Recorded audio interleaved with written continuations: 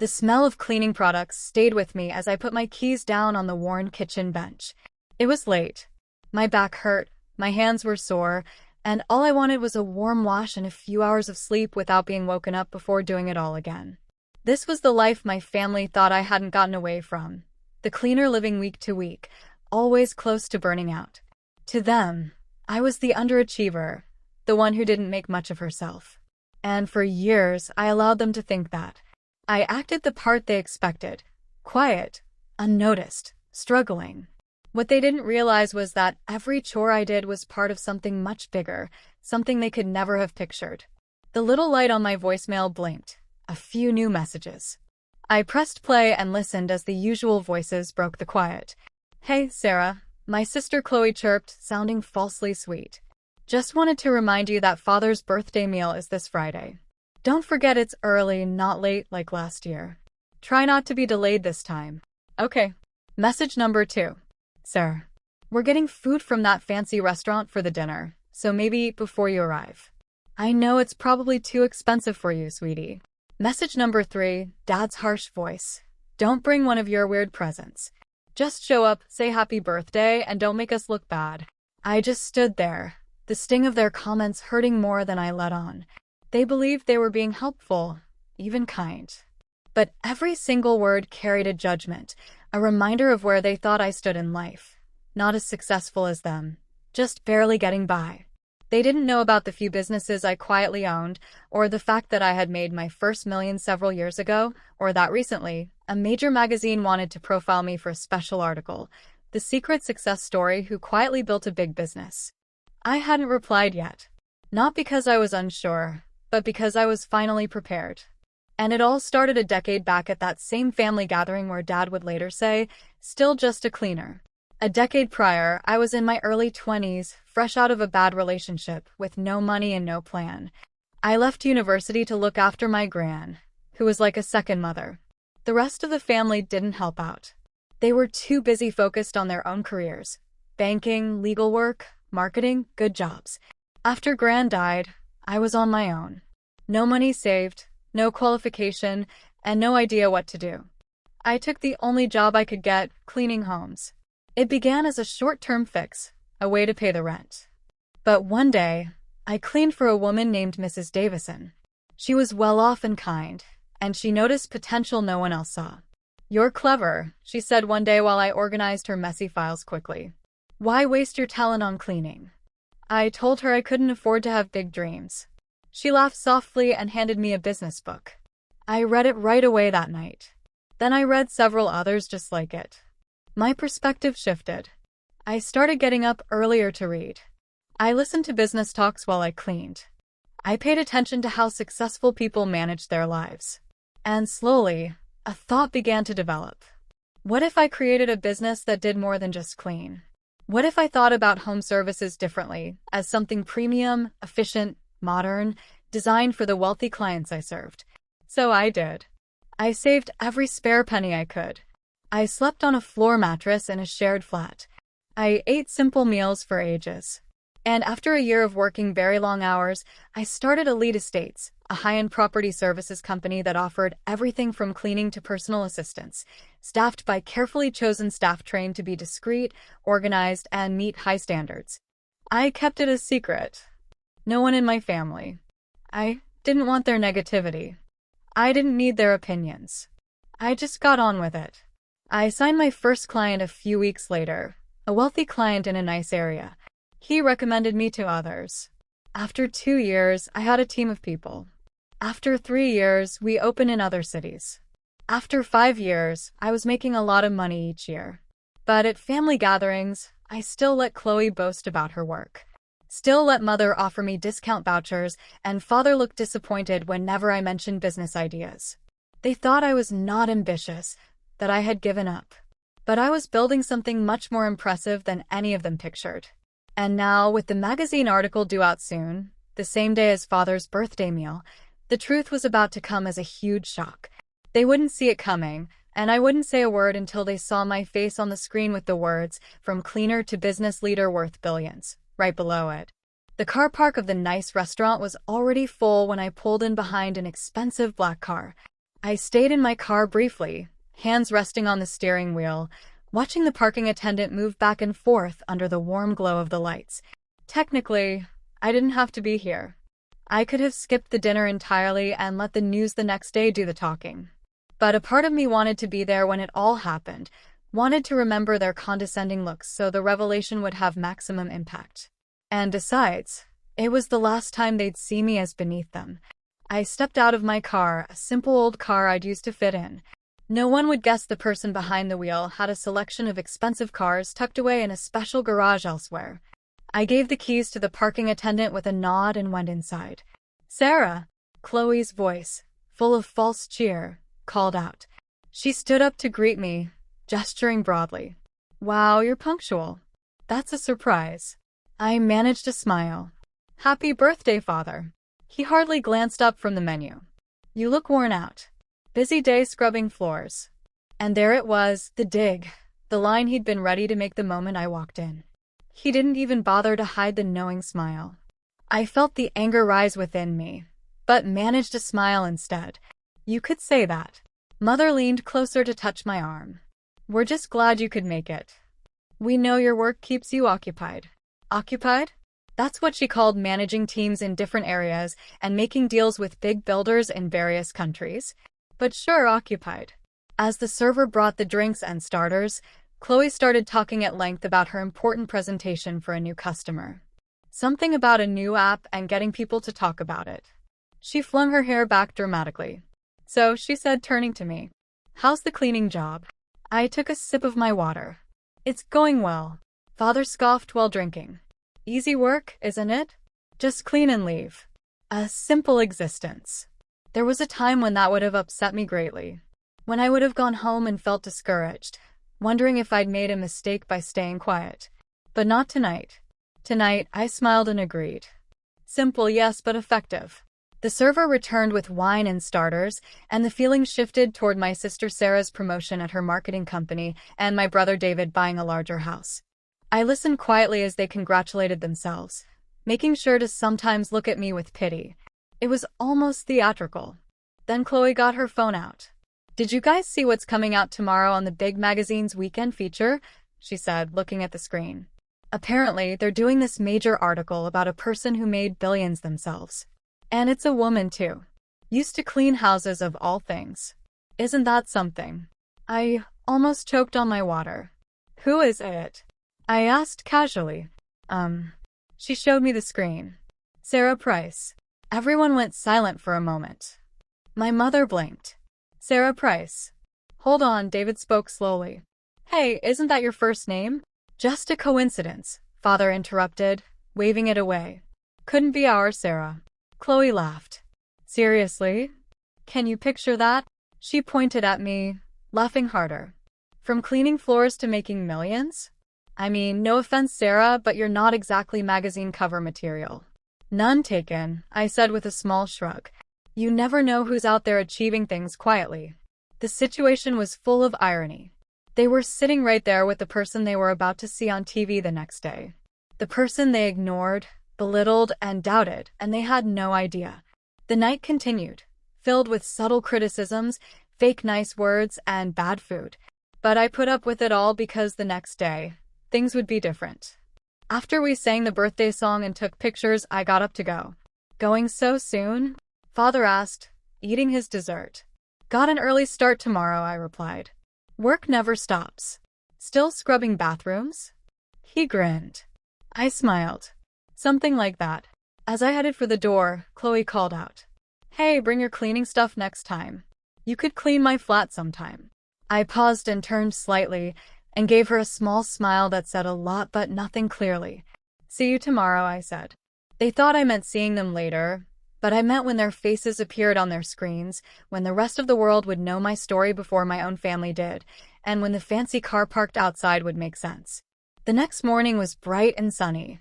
The sunlight filled my big flat looking over the city. I stood at the large window, holding a coffee, watching the world below. Normally, this day was quiet for me, relaxing, but not today. Today was the main event. I made the TV louder. It was nearly 9 o'clock. The timer for the magazine's weekend show counted down in the corner. I'd already watched the final version of the show a couple of times, actually, but this time I wanted to see it happen live. Not really for me, but for my family. Because I knew just what my family would be doing right now. Getting out of bed slowly, making coffee, recovering from the drinks, and turning on the TV just in time to see something that would completely surprise them. The opening music started. Today, we bring you the story of a woman who changed the idea of success, created a multi-billion-dollar company from nothing, and kept it hidden, even from her family. Meet Sarah Price, the person who started and leads Elite Estates. There it was. My full name said with respect. I took a deep breath. On screen, the camera showed the main office in a big city. Modern look, glass sides, a logo that shone brightly.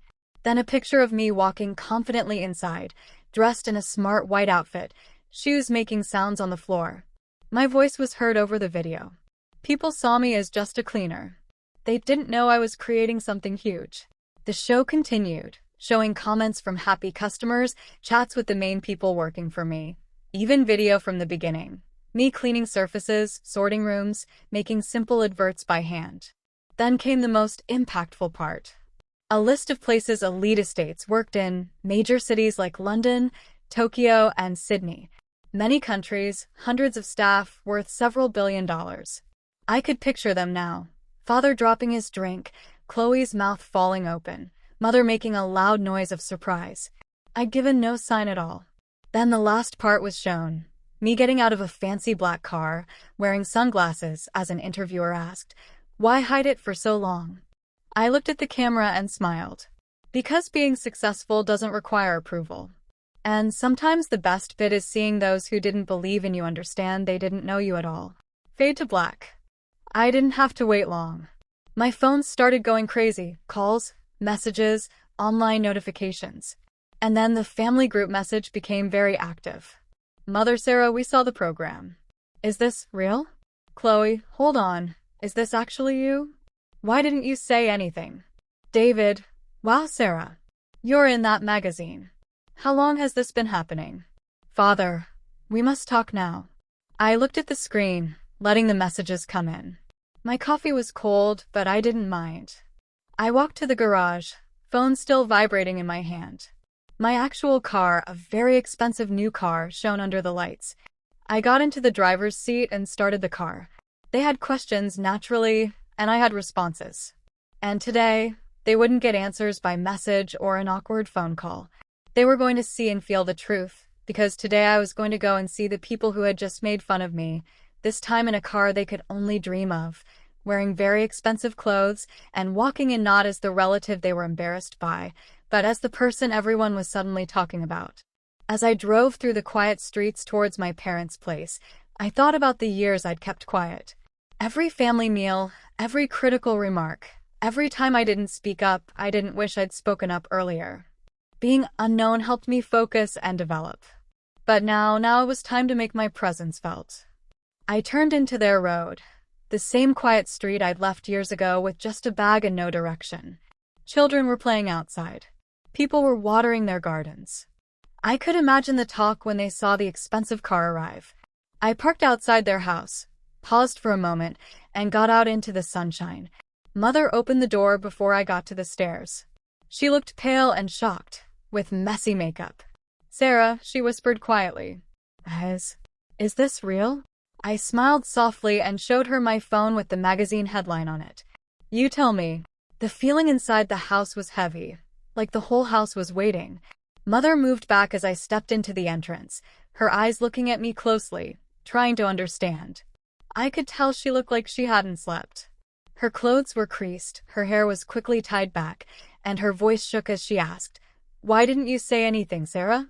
Before I could answer, Father showed up in the hall, staring at me, and he looked uncertain for the first time ever. "Sarah," he began. "What in the world is happening?" I walked past them and went into the main room, my shoes clicking on the wooden floor. I sat on the same sofa where I used to sit as a teenager, told off for not changing my studies. The same sofa where Father said I'd wasted my chances when I didn't take a job at his friend's company. Now I was worth more money than he was. Entire network of colleagues combined. My mother and father entered after me. My dad stayed standing, arms folded, his stance rigid. My mom collapsed into the big chair as if her legs couldn't support her any longer. Jessica and Kevin showed up around half an hour later, clearly having read all the messages in the family group text. Jessica looked bewildered, her expensive handbag hanging from her arm like a prop she didn't know how to handle anymore. "Sarah," she said, breathless. "All this time you've been, what? Living a dual existence." Kevin sat down facing me and blinked. "I looked you up, Sarah Baker. It's all true. You're Clarity living." I calmly nodded. "Yes, I am. But you let us believe you were struggling," Jessica said. "You allowed us to think you were broke." "No," I corrected her. "You decided to believe that. I never told you I was broke. I just didn't correct you when you assumed that's how things were. You drove that old beat-up vehicle." Dad snapped. "You wore second-hand clothes. You requested we keep birthday gifts simple. What were we supposed to imagine? Perhaps that I didn't care about how things looked?" I suggested. "That I didn't need approval through brand names and fancy things to know my worth?" Jessica scoffed. "That's rich coming from someone who just arrived in a Rolls-Royce." I leaned forward. "The car wasn't for me. It was for you, so you might finally see me. Because let's be honest, if I had appeared in my work clothes from the company I own, or said I was investing in property across 3 countries, you wouldn't have believed me." Dad opened his mouth, but for once, nothing came out. "Do you know what really stung?" I said softly, still looking at him. "It wasn't the assumptions. It was how simple it was for all of you to think I had failed. How none of you ever inquired about what I was passionate about, what I was building. It was easier to make fun of the housekeeper than imagine I had goals worth pursuing." Silence. Then Kevin said, "But why keep it secret? Why not tell us? We're your family." I turned to him slowly. "Remember when Nana got sick? I dropped out of school to take care of her. All of you told me it was irresponsible, that I was throwing away my future. But I didn't care. I owed her everything. She believed in me when nobody else did. And when she passed, I had nothing. Not one of you offered support. Not a place to stay. Not even a single word of encouragement." Mom flinched, but didn't deny it. "So I began working cleaning homes. One of my customers saw something in me. She gave me a book and an opportunity. That chance became an idea. The idea turned into a company. The company became a global brand." I paused and let the silence linger. "I didn't tell you because I didn't want to fight for your acceptance. I wanted to build something for myself. And now that I have, now that the world knows, I wanted you to witness it, not just hear about it. Witness it." Jessica shifted in her seat. I thought you were just trying to find yourself." "I found myself a long time ago," I said. "You just never looked closely enough to notice." Dad finally sat down, looking strangely small. "So what happens now? You just paraded in front of us." "No, Dad," I said, my voice steady. "I'm not here to embarrass anyone. I'm here because, for once, I want you to truly know who I am. And because tonight, there's a dinner at the Pinnacle." Jessica's brows furrowed. "The Pinnacle? That exclusive spot with the year-long wait." "I own it now," I said simply. "And I've reserved it for us. Private chef, full staff, top floor. We're going to sit around a table again, but this time the discussion will be different." Mom looked like she might start crying. "We don't deserve this." I smiled gently. "Perhaps not. But I didn't do all this to punish you. I did it to prove something. That success doesn't always announce itself loudly. Sometimes it whispers, builds, waits. And then it reveals itself on its own terms." The elevator journey to the Pinnacle's top level was quiet. My family stood around me, visibly ill at ease in the mirrored lift, their reflections staring back at them like versions of themselves they didn't quite recognize. Even Jessica, who usually thrived in any social situation, clutched her purse like a comfort item, her eyes darting around the fancy interior. She hadn't spoken since we got there. When the elevator doors opened, a private host greeted us with a polite smile. "Welcome, Ms. Baker. The dining room is prepared." We stepped into the area I had redecorated just 2 months ago. Glass walls offering views of the city's skyline, a long black marble table gleaming under soft hanging lights, a private string quartet playing softly in the corner. The space was filled with elegance, but it wasn't about wealth tonight. It was about clarity. They needed to see without any doubt who I had become. The server indicated for everyone to find a seat. As we settled in, my mother leaned towards me. "Sarah, this place is breathtaking." I nodded with a calm smile. "It's my favorite outlook in the city. Reminds me of how far I've come." Dad cleared his throat, eyes scanning the room. "This is a lot." "It's not about showing off," I replied. "It's about showing you what you never saw." The servers moved silently, placing down custom menus printed with each guest's name in gold print. Beside each one, I had placed a sealed envelope. I waited until the wine had been poured, until the first course, lobster risotto, was served. Then I spoke. "Before we eat, I'd like everyone to open the envelope in front of them." They looked at me confused. Then, one by one, they carefully opened the paper. Jessica gasped first. Inside her envelope was a basic chart, 2 columns, Jessica's income and Sarah's passive daily earnings. The second column was significantly larger than the first. At the bottom was a polite note. "This is only from 2 of my 9 sources of income." Her hands trembled as she folded the paper and put it down. Kevin's envelope contained an email from 5 years earlier, when I'd quietly reached out to his company under a different name, offering a chance to invest in Clarity Living. His response, full of business jargon, politely declined the offer, stating, "Home services are not scalable." Below, it was a note that $120,000 chance would be valued at $25 million now. He looked up at me, pale. "Sarah, I didn't know it was you." "I know," I said. "That's why I never took it personally." Mom's envelope contained a list of every time I'd asked her and Dad to believe in me, to back an idea, to attend a gallery showing when I was cleaning to support my art, to co-sign a small loan for startup funds. All were declined. Attached was a photo of my first office space, simple, tiny, and entirely paid for by myself. Her eyes filled with tears. Dad's envelope was the slightest, just a single sheet of paper, a screenshot of the front page of Global Business Weekly. He stared at it for a long time, his jaw tight. Then he spoke, his voice lower than usual. "I was mistaken," he said. "I thought I knew everything, but I didn't know my own daughter." I met his eyes. "You saw what you wanted to see, Dad. A girl who didn't follow your instructions. So instead of asking why, you assumed I was lost." He nodded slowly, and for the first time in my adult life, my father looked genuinely regretful. Dinner passed with an unfamiliar stillness. No boasting, no lectures, just reflection. After dessert, chocolate soufflé with a raspberry sauce, I stood and walked to the large screen behind the table. "I want to show you one last thing," I said. The lights dimmed as a presentation began to play. Pictures from my journey, me cleaning houses, me sleeping on the floor with books piled around me. The tiny office where Clarity Living was born. My first company gathering. My first Global Business Weekly cover. My first apartment in downtown suites.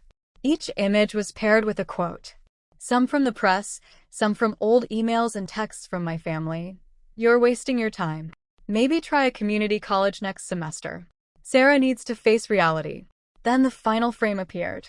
A photo of me in my mid-20s, smiling with my Nana in our old kitchen, side by side. Below it, "She believed in me when nobody else did." I turned back to them. This wasn't about getting even. It was about truth. I'm not angry anymore. I don't need apologies. But I do need you to stop acting like I was ever less than. No one spoke for a long period. Then my mother stood and walked to me, tears silently streaming down her face. "I'm sorry," she whispered. "Not just for not seeing you, but for not bothering to look in the first place." I hugged her tightly. "Thank you." That's all I ever wanted. As the music grew louder and the city glittered behind us, I understood this wasn't just a meal. It was a moment of truth. And maybe the beginning of something fresh. A week had gone by since the dinner at the Pinnacle, and the world hadn't stopped talking. Articles were still spreading online. My inbox was flooded with requests for collaborations, offers to write a life story, podcast invitations, investment proposals. I'd been named one of Global Business Weekly's most influential women of the year and was now scheduled for a main speech at a global innovation conference. But the attention wasn't what kept me up at night. It was the quiet, the stillness after the storm, the strange peace that follows a lifetime of striving, of proving, of chasing something just to demonstrate to others you could, and then realizing you've already arrived. I sat on the terrace of my brownstone, the one my family didn't know about. It was simpler than the penthouse, quieter, ivy on the walls, an old stone fountain bubbling softly nearby. My dog, a kind old rescue named Luna, lay curled up beside me. She didn't care about how much money I had or how big my companies were, just that I was home. The phone vibrated beside me. It was a text from Dad. "Saw your TED Talk. You were incredible. Wish I'd listened to you sooner. Proud of you, Sarah. Truly." I stared at the message for a while, unsure how to reply. It didn't erase everything. The years of being talked down to, the disregard. But it was something, a start, a connection being made, tentatively, but intentionally. A notification appeared. Global Business Weekly interview live in 20 minutes. I glanced at the clock. Just enough time. I walked inside and changed into a plain shirt and jeans. No stylists, no preparation team. No fancy shoes, just me. Because after everything, I'd finally earned the right to be completely myself, whether the camera was on or off. I joined the online call, and the host greeted me with a smile. "Sarah Baker, thank you for being here." "Glad to," I replied. "We've had a massive reaction to your story," he continued. "Millions have watched your journey unfold, but one question keeps coming up. What motivated you to keep going when everyone, especially your own family, seemed to doubt you?" I thought for a moment, then smiled. "You don't need everyone to have faith in you. Just one person. And sometimes that one person has to be you." He nodded. "And if you could go back, say something to your younger self in that tiny apartment cleaning houses, what would you tell her?" I felt a lump form in my throat. I'd tell her that it's okay to feel unseen. That sometimes being invisible is a gift. It lets you build without pressure, grow without judgment, and rise without obstacles. And when you're ready, when the time is right, you won't need to announce your success. You'll just show up, and the world will have no option but to see you. The interview ended, and I sat in the quiet again, letting it all sink in. That afternoon, I drove to the graveyard. I hadn't been in a while. The sun shone through the trees as I stood in front of my Nana's resting place. I brushed a few fallen leaves off the headstone and placed fresh tulips in the container beside it, her favorite. "Hi, Nana," I said softly. "You were right about everything." I pulled the original flyer for Clarity Living from my purse. The one I printed 12 years back at a 24-hour coffee shop, shaking with uncertainty and hope in equal measure. I placed it gently against the stone and whispered, "We did it." That night, back in the penthouse, I hosted a small dinner. Not for investors, not for the media, just friends. People who'd believed in me when I had nothing to offer but drive.